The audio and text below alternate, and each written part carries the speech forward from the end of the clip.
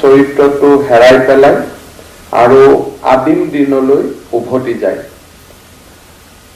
অসম চৰকাৰে আপ্ৰাণ প্ৰচেষ্টা কৰি আহিছে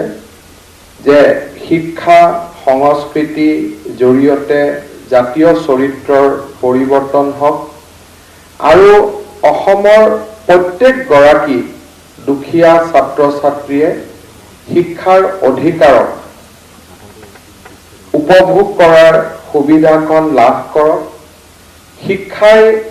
সকলো ধৰণৰ বেৰিয়াৰ পাৰ কৰি প্ৰতিজনৰ দুৱাৰদলিত জ্ঞান আৰু প্ৰজ্ঞা উপস্থিত হওক। এই চিন্তাৰে বিগত এটা দশক জুৰি ৰাজ্য চৰকাৰৰ শিক্ষা বিভাগে নিৰন্তৰভাৱে প্ৰচেষ্টা কৰি আহিছে। 2011 চনত ৰাষ্ট্ৰই শিক্ষাৰ অধিকাৰ আইন গ্ৰহণ কৰিছিলে আৰু শিক্ষাৰ অধিকাৰ আইন গ্ৰহণ কৰাৰ লগে লগে শিক্ষক নিযুক্তি শিক্ষা দানৰ প্ৰতি মানুহৰ লক্ষ্য এই গোটেইবিলাক লাহে লাহে পৰিৱৰ্তন হ'ব ধৰিছিলে।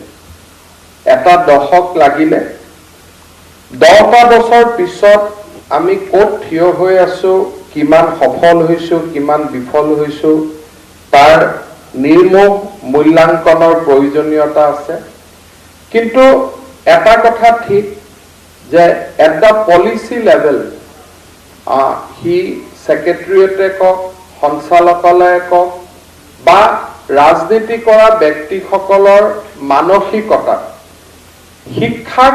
অৰাজনৈতিক আৰু সামাজিক সম্ভাৱনাৰ দুৱাৰ মুকলি কৰাৰ এটা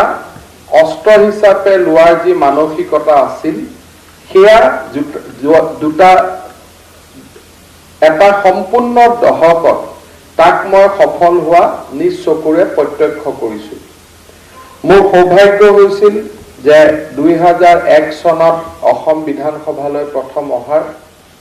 সেই সময়ত শিক্ষক নিযুক্তিৰ গোটেই প্ৰক্ৰিয়াটো বিধায়কসকলে নিয়ন্ত্ৰণ কৰিছিলে। সমষ্টিৰ ভিত্তিত তালিকা বনাইছিলে আৰু আমাৰ লগত ৰাজনীতিত কৰা যিসকল সতীৰ্থ বন্ধু আছিলে তেওঁলোকক নহলে তেওঁলোকৰ পৰিবাৰক শিক্ষক হিচাপে নিযুক্তি দিয়াটো এটা চিৰাচৰিত এটা প্ৰক্ৰিয়া আছিল। 1993 চনত মই এজন সৰু ৰাজনৈতিক কৰ্মী আছিলো। মোৰ সমষ্টিত তেতিয়া মই কাম কৰাৰ আৰম্ভ কৰিছিলো। এটা ৰাজনৈতিক দলৰ সদস্য আছিলো। সেই সময়ৰ শিক্ষামন্ত্ৰী ডাঙৰীয়াই তেতিয়া মোক কৈছিল যে হিমন্ত তোমাক মই 20টা টিচাৰ এপইণ্টমেণ্ট দিম, তুমি 20টা নাম কালি লৈ আহা। মই কটন কলেজত আছিলো। শিক্ষক নিযুক্তি তেনেকে হয় সেই কথাবোৰ চিন্তাও কৰা নাছিলো। কিন্তু 20টা নাম মই জমা দিছিলো আৰু দুদিন পিছত মোক তেওঁ ঘৰত মাতি আনি 20খন নিযুক্তি পত্ৰ হাতত তুলি দিছিলে। ক'ত কেনেকে ইণ্টাৰভিউ হৈছিল কি হৈছিল মই নাজানো, কিন্তু আজি সেই শিক্ষকসকলে সুন্দৰভাৱে কাম কৰি আছে। তেওঁলোকে স্কুলত গৈ আছে, এদিনৰ কাৰণেও দৰমহাত জটি পৰা নাই আৰু সুন্দৰকৈ তেওঁলোক চলি আছে। যেতিয়া মোৰ কটনৰ পৰা মই ওলাই আহিছিলো মনত বহু প্ৰশ্ন আছিলে আৰু যেতিয়া মই লাহে লাহে বুজি পাইছিলো যে সেই কালখণ্ডত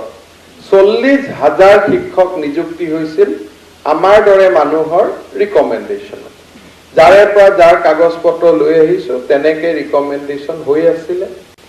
আৰু চিষ্টেমটোত সকলোৱে তাৰ সমভাগী হৈছিলে। যদি ৰাজনীতি কৰা ব্যক্তিজনে 20টা দিছিলে, ডাইৰেক্টৰ এলিমেণ্টাৰী এডুকেশ্যনে 10টা দিছিলে, কমিশনাৰে 10টা দিছিলে, স্বাভাৱিকভাৱে শিক্ষামন্ত্ৰী মুখ্যমন্ত্ৰী কোটাটো ডাঙৰ হৈ হৈ গৈ আছিলে। 40,000 শিক্ষক নিযুক্তিৰ লগত বহুত নাম আৰম্ভ হ'ল। অপাৰেশ্যন ব্লেকবোৰ্ড বিভিন্ন ধৰণৰ নাম আৰম্ভ হ'ল আৰু লাহে লাহে আমাৰ তলৰ শিক্ষা বিভাগৰ বিষয়াসকলে বুজি উঠিলে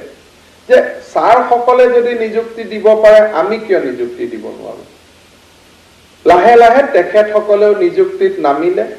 মোৰ ইমানলৈকে মই জানো যে লখিমপুৰ জিলাত এজন শিক্ষা বিভাগৰ বিষয়া আছিলে তেওঁ নাওত উঠে আৰু পাৰত তেওঁ যাকে মেট্ৰিক পাছ কৰা ল'ৰা পায় তাকেই তেওঁ নিযুক্তি পত্ৰ দি দিয়ে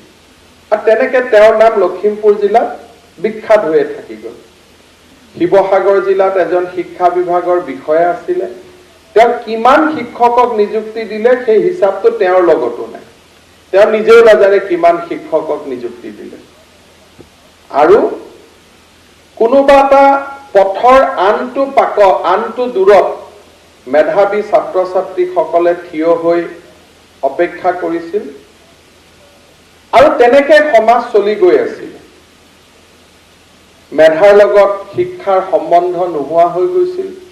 মেধাৰ লগত শিক্ষাৰ পৰিচয় শেষ হৈ গৈছিল আৰু ৰাজনৈতিক কৰ্মী কোনোবা বিষয়াৰ পত্নী কোনোবা ঘৰত বহি থাকে মোৰ পৰিবাৰৰ গতিকে তাই ঘৰত বহি বহি মনটো বেয়া হৈ গৈছে বুলি কোনোবা ঠিকাদাৰ এজনে তেওঁৰ পত্নীৰ বাবে আনি দিয়া এখন নিযুক্তি পত্ৰ এই ধৰণে সমাজে এটা সমাজ আগবাঢ়িছিল আৰু এই নিয়মবিলাকে মানুহে নিয়ম বুলি মানি লৈছিল অৰ্থাৎ অনিয়মকে নিয়ম বুলি বনাৰ এটা প্ৰৱণতাই বা অনিয়মকে নিয়ম বুলি ভবাৰ এটা চিন্তাই সমাজখনক গ্ৰাস কৰিছিল আৰু সমাজখন তেনেকৈ আগুৱাই গৈ আছিল 2011 চনত মোৰ জীৱনলৈ এটা ডাঙৰ সৌভাগ্য আহিছিলে যে অসমৰ শিক্ষামন্ত্ৰী হোৱাৰ সৌভাগ্য শিক্ষামন্ত্ৰী হোৱাৰ সময়ছোৱাতে সেই কালখণ্ডতে দেশত পৰিৱৰ্তন আহিছিলে ৰাষ্ট্ৰই শিক্ষাৰ অধিকাৰ হিচাপে গ্ৰহণ কৰিছিলে আৰু ব্যৱস্থা দিছিলে যে টেট প্ৰথাৰ মাধ্যমেৰে শিক্ষক নিযুক্তি হ'ব লাগে স্বাভাৱিকভাৱে সিস্টেমে তাক মানিব খোজা নাছিলে সুপ্ৰিম কোৰ্ট হাই কোৰ্ট কেইবাখনো আদালতৰ দুৱাৰত থিয় হোৱাৰ পিছত সদশেষত ভাৰতৰ সুপ্ৰিম কোৰ্টে অসম চৰকাৰক নিৰ্দেশ দিছিল যে টেটৰ ব্যৱস্থা মতে নিযুক্তি হ'ব লাগে আমি আগবাঢ়িছিলো আৰু এই টেটৰ নিযুক্তি প্ৰক্ৰিয়াৰ মাজেৰে চলুতেই মোৰ ব্যক্তিগত জীৱন ৰাজনৈতিক জীৱনলৈ পৰিৱৰ্তন আহিছিল কাৰণ সেই সময়ত মানুহে গ্ৰহণ কৰিব খোজা নাছিল যে এটা সমাজৰ এটা অংশ যোনে নেকি সেই সময়ত ৰাজনীতিক নিয়ন্ত্ৰণ কৰিছিলে যে তেওঁলোকে নিযুক্তিৰ প্ৰক্ৰিয়াৰ পৰা কেনেকৈ বঞ্চিত হৈ থাকিব মৌলানা আছাদ মাদানীৰ দৰে ব্যক্তি গুৱাহাটীলৈ দৌৰি আহিছিলে আৰু টেট ব্যৱস্থাৰ বিৰুদ্ধে তেওঁলোকে প্ৰতিবাদ কৰিছিল মোৰ মনত আছে যে অসম চৰকাৰৰ সৰ্বশিক্ষা বিভাগৰ সঞ্চালিকা সুইটি চেংচন সেই সময়ত কেইবাদিনো মুখ্যমন্ত্ৰীৰ কোঠাৰ পৰা চকুৰ পানী টুকি বাহিৰ হোৱা সেই দৃশ্য মোৰ এতিয়াও মনত সজীৱ হৈ আছে পৰ্দাৰ আঁৰত আমি বহুত কাম কৰিব লাগে আমি আৰু আগুৱাই গৈছিলো আৰু আমি কৈছিলো যে আমি মৌখিক নম্বৰো নলওঁ ভাৰতৰ আন ৰাজ্যত টেটৰ ব্যৱস্থা আছিলে কিন্তু মৌখিক নম্বৰো নহব ইমানটো এক্সট্ৰিমলৈকে কোনো যাব প্ৰস্তুত নাছিল আমি সিদ্ধান্ত লৈছিলো যে নহয় আমি মৌখিক নম্বৰো আমি নলওঁ স্বাভাৱিকভাৱে অসমৰ মিডিয়া অসমৰ বৌদ্ধিক মহল কোনো প্ৰস্তুত নাছিল নিযুক্তি পত্ৰ বিতৰণী অনুষ্ঠানৰ পৰা পোনপটীয়া সম্প্ৰচাৰ শ্ৰীমন্ত সংগীত কলাক্ষেত্ৰত শিক্ষামন্ত্ৰী হিমন্ত বিশ্ব শৰ্মাৰ ভাষণৰ পোনপটীয়া সম্প্ৰচাৰ আমি দেখুৱাইছোঁ আৰু শিক্ষকৰ নিয়মীয়া পদত নিযুক্তি পত্ৰ আজি বিতৰণ কৰা হ'ব কলাক্ষেত্ৰত নিযুক্তি পত্ৰ বিতৰণ এই অনুষ্ঠান আৰু ইতিমধ্যে তাত অংশগ্ৰহণ কৰিছে শিক্ষামন্ত্ৰীৰ লগতে শিক্ষা বিভাগৰ বিষয়ববীয়াসকলে বাতৰি অব্যাহত থাকিব সময় হৈছে বিৰতিৰ